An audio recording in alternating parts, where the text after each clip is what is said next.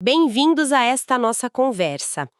Hoje, o nosso foco é um capítulo que, bom, à primeira vista pode até parecer só uma lista de nomes de números. Sim, o capítulo 3 do livro de Números. Exato. Mas, na verdade, ele é quase a planta baixa de uma sociedade inteira, toda organizada em torno do sagrado. É uma ótima forma de colocar. Para nos guiar, a gente está usando trechos de duas bíblias de estudo muito boas, a Roman e a Nova Almeida atualizada, que dão não só o texto, mas bastante contexto. Comentários que ajudam a iluminar o que está acontecendo. Isso. E a nossa missão aqui é entender não só o que foi ordenado, sabe? Mas, principalmente, por que essa estrutura era tão detalhada. Qual o significado de tudo isso? Exato. Estamos falando de ordem, de estrutura social e de um conceito fascinante de substituição. Ok, então vamos desvendar isso. E é um capítulo que funciona quase como um manual de instruções celestial. Mas o interessante é que não é um manual frio, né? Não mesmo. Cada número, cada posição ali no acampamento revela uma teologia em ação. É sobre como um Deus santo pode habitar no meio de um povo. Então hoje a gente vai navegar por 3 pontos principais. A crise que definiu a liderança dos sacerdotes, a logística impressionante por trás dos levitas e uma transação financeira que resolve uma questão teológica. Olha, essa ideia de transação financeira que resolve uma questão teológica já me deixou bem curiosa. Mas vamos começar pelo início, pela liderança. Vamos lá. O texto apresenta os filhos de Arão, Nadab, Abiú, Eleazar e Itamar, os sacerdotes ungidos. Mas os comentários já nos jogam numa nota de altíssima tensão, né? Sim, lembrando de um evento que acontece lá em Levítico, a morte de Nadab e Abiú por oferecerem fogo estranho. Isso não é um detalhe pequeno. Define o tom de tudo que vem depois, eu acho. Define completamente. Esse evento é a sombra que paira sobre todo o serviço do tabernáculo. Fogo estranho significa um fogo não autorizado que não veio do altar sagrado. Eles, inovaram onde não podiam. Exatamente. E a consequência foi imediata, fatal.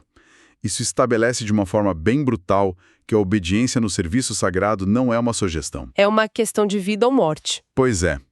A proximidade com o sagrado é um privilégio imenso, mas também um perigo imenso. É por isso que o texto em Números faz questão de dizer que Eleazar e Itamar, os irmãos que sobreviveram, ministram na presença de Arão, seu pai. Ou seja, tem uma supervisão direta, um controle de qualidade rigorosíssimo. Não há mais espaço para erros. Fico imaginando a pressão sobre esses dois. Eles não estão só seguindo os passos do pai, estão, irritando o destino trágico dos irmãos. E essa seriedade toda, ela não para neles. Não, ela se expande para toda a tribo de Levi. É aqui que eles entram em cena. Certo. E a linguagem usada é muito específica. Os levitas são entregues ou dados a Arão e seus filhos. Eles não são sacerdotes, não oferecem sacrifícios. Eles são os auxiliares diretos, uma equipe de apoio de elite. Isso. A função deles é cuidar da guarda do tabernáculo. Pense neles como uma barreira humana de santidade. Gostei disso, uma barreira humana. Eles acampam em volta do tabernáculo, como a gente vai ver, para proteger o povo da santidade de Deus. E para proteger a santidade de Deus da impureza do povo. E a regra que as fontes destacam reforça essa ideia. Qualquer estranho, ou seja, um não levita, que se aproximasse para fazer essas tarefas, morreria. Exato. Então não era um trabalho para voluntários entusiasmados. Era uma vocação designada. E, pelo visto, muito perigosa. Precisamente. Era uma zona restrita, e os levitas eram a segurança. E para organizar essa força-tarefa sagrada, Deus ordena a Moisés um censo. E aqui já tem um detalhe muito curioso. A contagem é feita a partir de 1 mês de idade para cima. Isso é bem diferente de outros censos, que geralmente contavam homens em idade militar, de 20 anos para cima, né? Sim, uma diferença crucial. O que isso nos diz? Para mim, parece que o valor de um levita não estava na sua força para a guerra, mas na sua própria existência como parte dessa tribo. É uma ótima observação. A consagração deles não dependia da utilidade física ou militar, mas da linhagem. Desde o primeiro mês de vida, eles já pertenciam a essa vocação. O censo, então, é um registro de pertencimento, não de capacidade. Isso. E a partir desse registro, eles são organizados nos 3 clãs dos filhos de Levi: Gerson, Coate e Merari.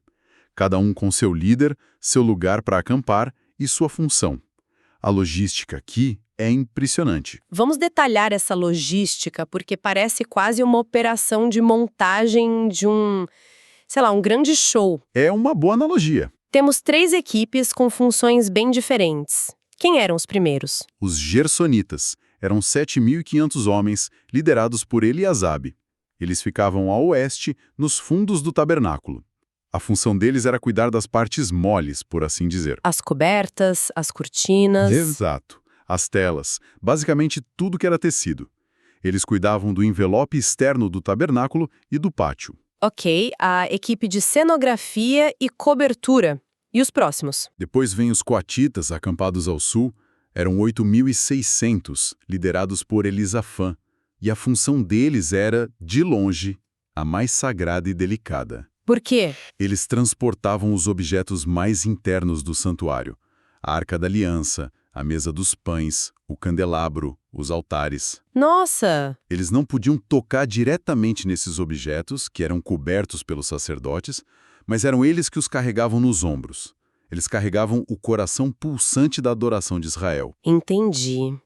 Então, se os gersonitas eram a cenografia, os coatitas eram a equipe de segurança de altíssimo risco, transportando os ativos mais valiosos. Exatamente.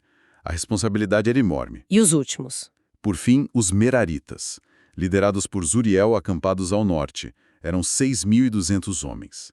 Se os outros cuidavam do recheio e da cobertura... Os Meraritas cuidavam do esqueleto. Isso, perfeito. A responsabilidade deles era a estrutura física.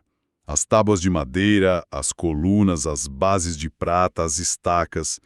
Era o trabalho pesado, a engenharia civil que dava sustentação a tudo. Uhum. E para completar o organograma, Eleazar, o filho de Arão, era o supervisor-chefe, o chefe dos chefes dos levitas. O total, somando tudo, dá 22.000 levitas. Uma das fontes, a ANA, tem um diagrama que ajuda a visualizar isso e é incrível. Você tem a tenda do encontro no centro e ao redor dela, num quadrado perfeito, os clãs. Merari ao norte, Coate ao sul, Gerson ao oeste. E na posição mais importante, a leste, na entrada, ficavam Moisés, Arão e os sacerdotes. Isso cria uma imagem de vários anéis de segurança em torno do sagrado. Exatamente. E essa disposição geográfica não era só sobre logística ou segurança. Era uma lição diária de teologia. Como assim? Onde uma pessoa morava definia sua proximidade literal e espiritual com a presença de Deus. Imagine acordar todo dia e ver fisicamente a hierarquia da santidade ao seu redor. Nossa, é verdade. Isso moldaria a mentalidade de uma nação. Com certeza. A ordem no acampamento refletia uma ordem cósmica. Não era um arranjo acidental, era uma pedagogia visual. Pedagogia visual. Gostei. Mas ainda fica a pergunta que você mencionou no início. Por que justamente os levitas? O que eles fizeram para ganhar essa função tão central e perigosa? Aí a gente chega no conceito de substituição, né? Isso. Aqui está o coração teológico do capítulo. Deus declara a Moisés que os levitas serão tomados para o serviço no lugar de todos os primogênitos de Israel. Certo. E para entender isso, a gente precisa lembrar do contexto da Páscoa, no Egito. Exato. Naquela noite, todos os primogênitos do Egito morreram, mas os de Israel foram poupados. Por causa desse livramento, eles foram consagrados. Eles pertenciam a Deus de uma forma especial. Então, a princípio, o serviço do santuário deveria ser feito por um representante de cada família, o filho mais velho. Teria sido uma organização completamente diferente. Completamente. Teria distribuído a responsabilidade religiosa por todas as tribos. Mas algo mudou. Embora este capítulo não explique o porquê, outros textos, como Êxodo 32, sugerem que a tribo de Levi se destacou pela fidelidade a Deus durante o episódio do bezerro de ouro. Enquanto o resto de Israel falhou. Pois é. Então, em vez de cada família oferecer seu primogênito, Deus toma uma tribo inteira como substituta. Isso centraliza e profissionaliza o serviço religioso numa única linhagem. Ok, entendi a troca. Um primogênito de cada família por uma tribo inteira. Mas aí a coisa fica... Matemática. E é aqui que a história toma um rumo que eu não esperava. Sim, aqui a teologia se encontra com a contabilidade. Deus ordena um segundo censo, conta todos os primogênitos homens de Israel de um mês para cima. O resultado é 22.273. Espera um pouco, a matemática não fecha. O censo dos levitas deu 22.000.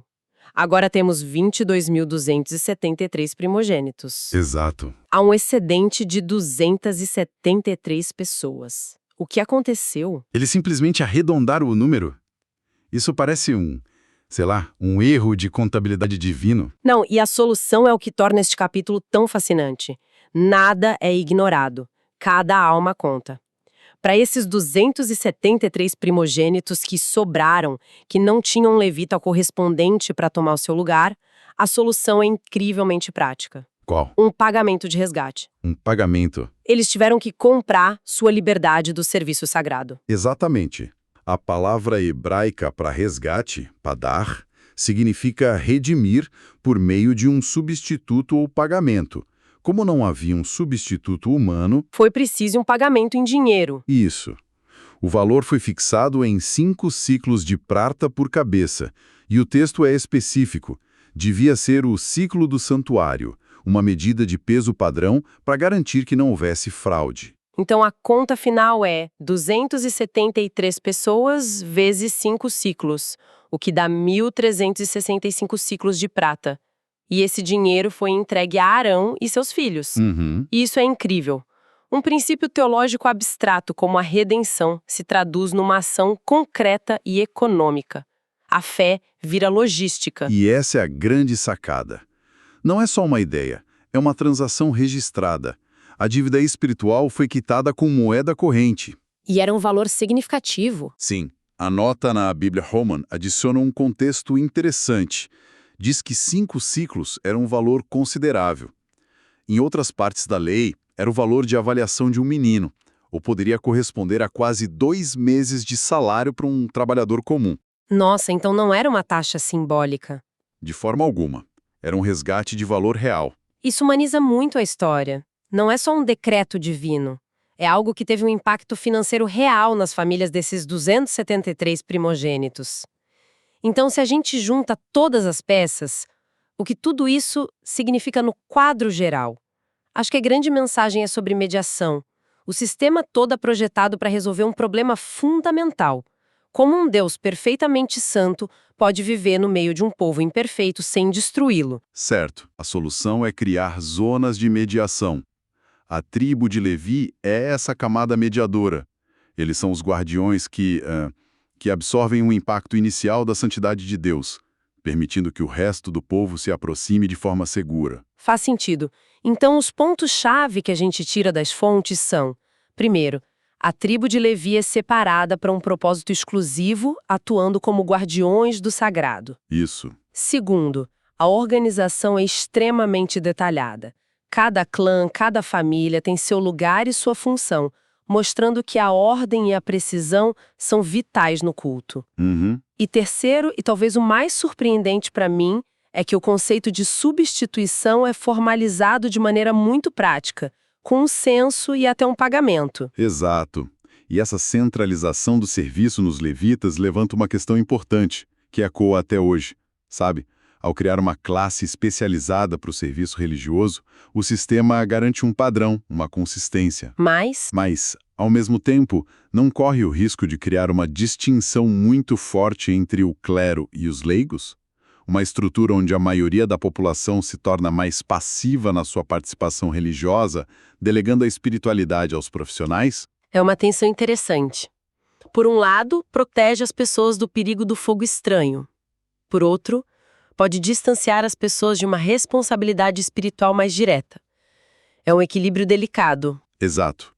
Então, para a gente recapitular, exploramos a estrutura detalhada, o censo com propósito e a teologia prática por trás da organização dos levitas em Números 3. Vimos como uma ordem divina se traduz em logística, em hierarquia e até em transações financeiras com dinheiro de verdade. É a burocracia do sagrado, de uma forma fascinante. Exatamente. E para deixar uma reflexão final com base no que a gente viu, o capítulo detalha um sistema meticuloso para organizar o serviço sagrado, onde cada pessoa e cada objeto tem um lugar definido com precisão milimétrica. Uhum. Isso nos leva a pensar qual é o papel da estrutura e da tradição na vida espiritual. Uma organização detalhada como essa, com suas regras e hierarquias, serve para proteger o sagrado e facilitar a conexão com o divino? Ou ocorre o risco de, com o tempo, se tornar mais importante do que a própria fé que ela se destina a servir? É uma ótima pergunta. É uma tensão que ecoa através de muitas tradições e instituições até hoje. Onde termina a ordem que liberta e onde começa a regra que aprisiona.